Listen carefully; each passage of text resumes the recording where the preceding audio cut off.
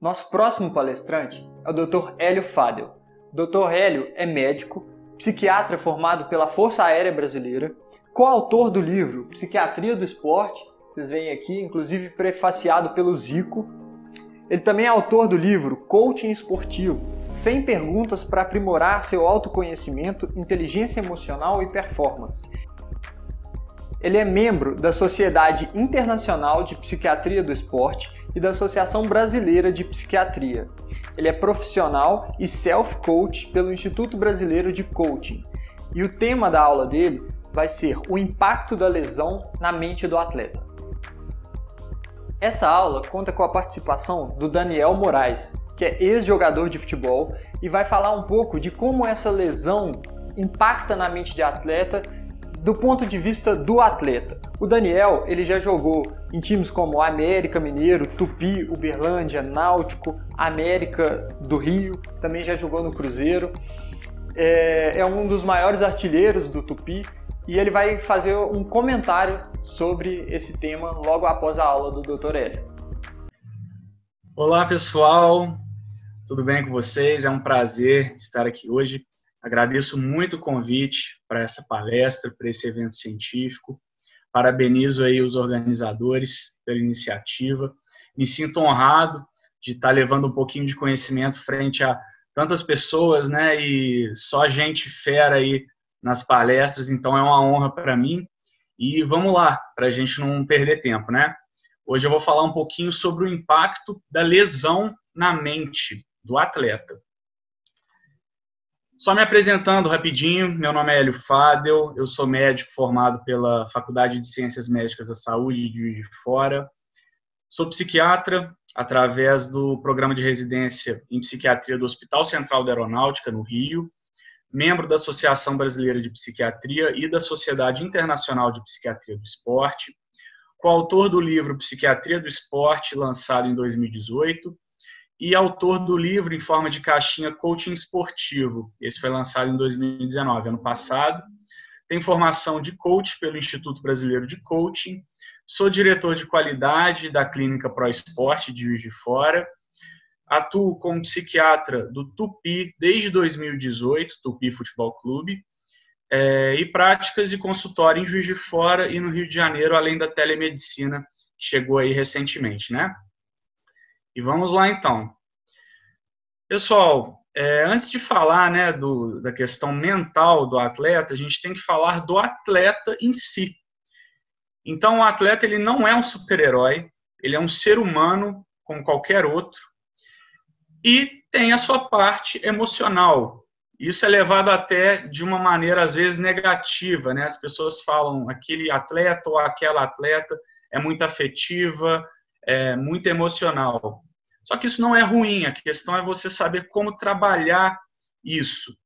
E aí, qualquer pessoa, não só o atleta, né, ela é um somatório de elementos das suas vivências sobre diversos escopos. E a gente tem, então, no esporte, como que diversas áreas vão impactar diretamente na prática do esportista, da sua performance. Eu destaco o elemento social, cultural, religioso, familiar, a própria personalidade do atleta.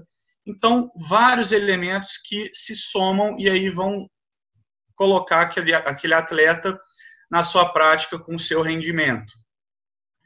E aí o grande desafio, como que as emoções vão impactar no atleta?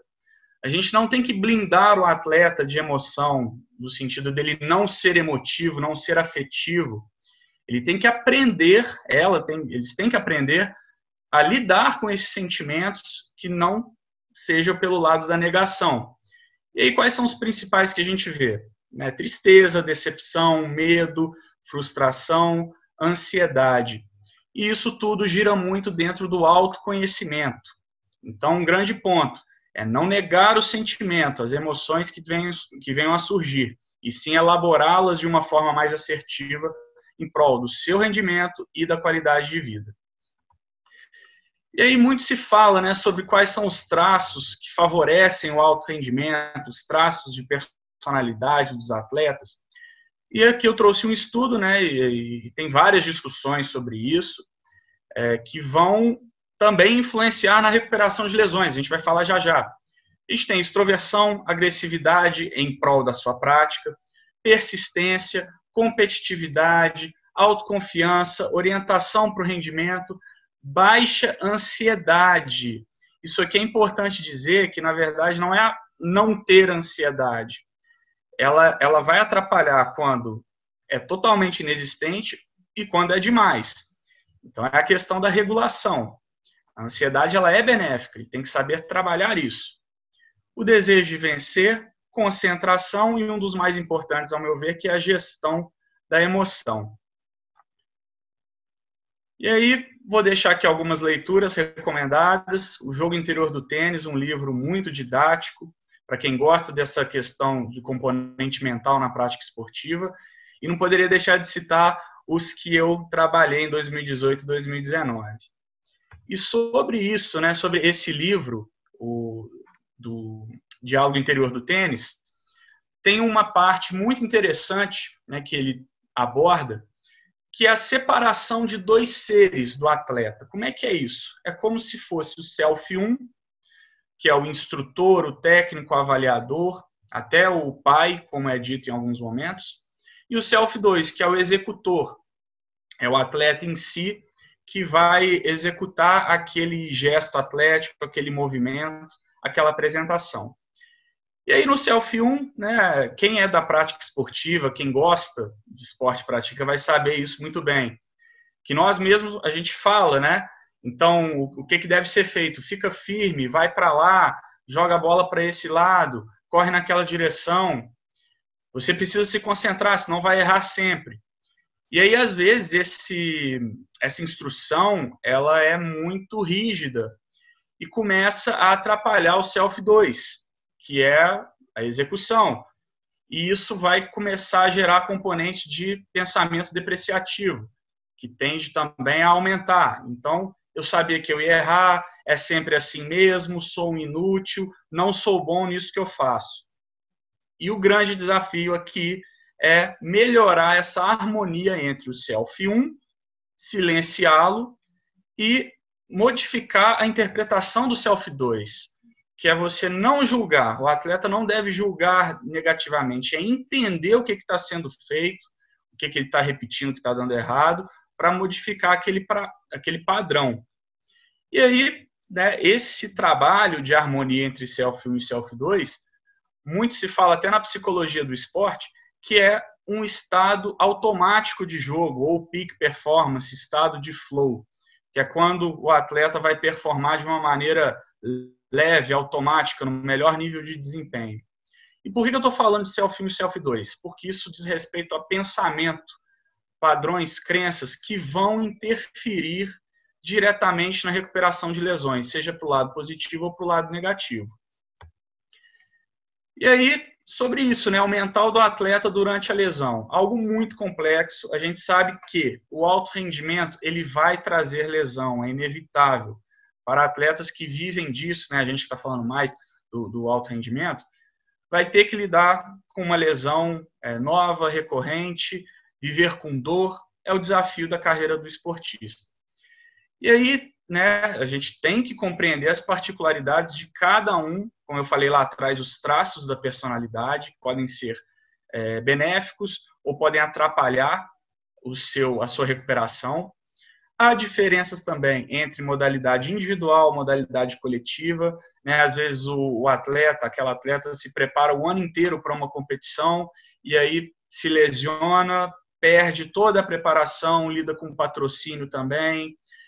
As incertezas quando a gente fala de um esporte coletivo, né? E por aí vai. Só que a gente vê algumas emoções e sentimentos que são mais comuns. Por exemplo, o medo, que é, né, achar que não vai retornar ao mesmo nível da performance de antes, incerteza se vai conseguir voltar a atuar, pessimismo, se perde espaço na equipe, ansiedade, naquele anseio, né, de querer voltar rápido, acha que está demorando mais que o normal, se compara com outros atletas, irritabilidade, às vezes sobra até para o departamento médico, acha que está sendo um tratamento errado, tristeza, por quê? Porque não está tendo a prática diária, não está treinando, não está jogando, não está performando. E culpa até ao ponto de se sentir, achar que tinha que ter feito algo diferente na vida, que essa vida de atleta não dá.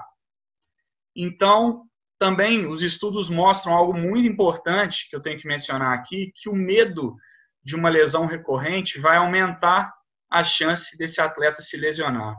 Então, todo o construto psíquico do atleta faz diferença durante a sua recuperação de lesão. E finalizando aqui, a gente tem que ser rapidinho no bate-papo, o que deve ser trabalhado, então? Treinamento das habilidades mentais. Eu destaco algumas delas, como diálogo interior positivo ou self-talk, que é o atleta evitar esses pensamentos negativos, buscar otimismo ali no seu dia a dia, a questão da energia, isso faz muita diferença.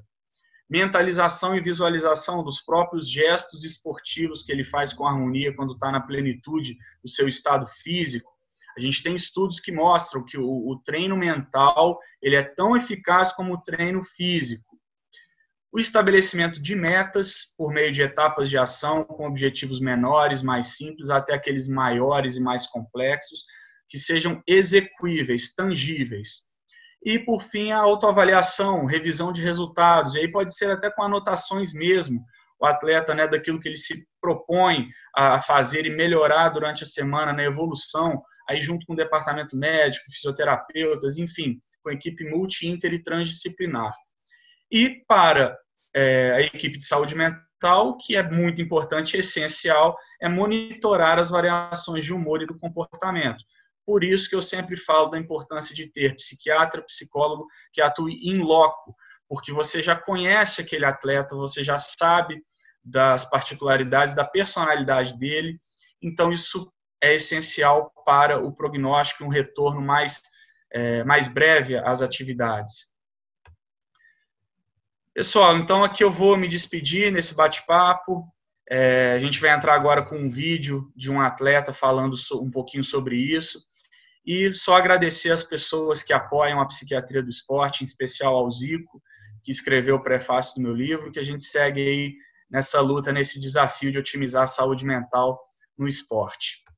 Vou deixar aqui os contatos da ProEsporte, da clínica a qual eu represento, os meus contatos para quem quiser interações futuras, vai ser um prazer atender vocês. E no mais, bom congresso a todos, sucesso, a gente se vê. Alô, turma, aqui é o Daniel Moraes. Queria aproveitar esse espaço, aproveitar para falar sobre esse tema, resumir um pouquinho sobre a minha opinião sobre esse tema do impacto que a lesão causa na mente do atleta. Eu tive uma lesão do ligamento cruzado,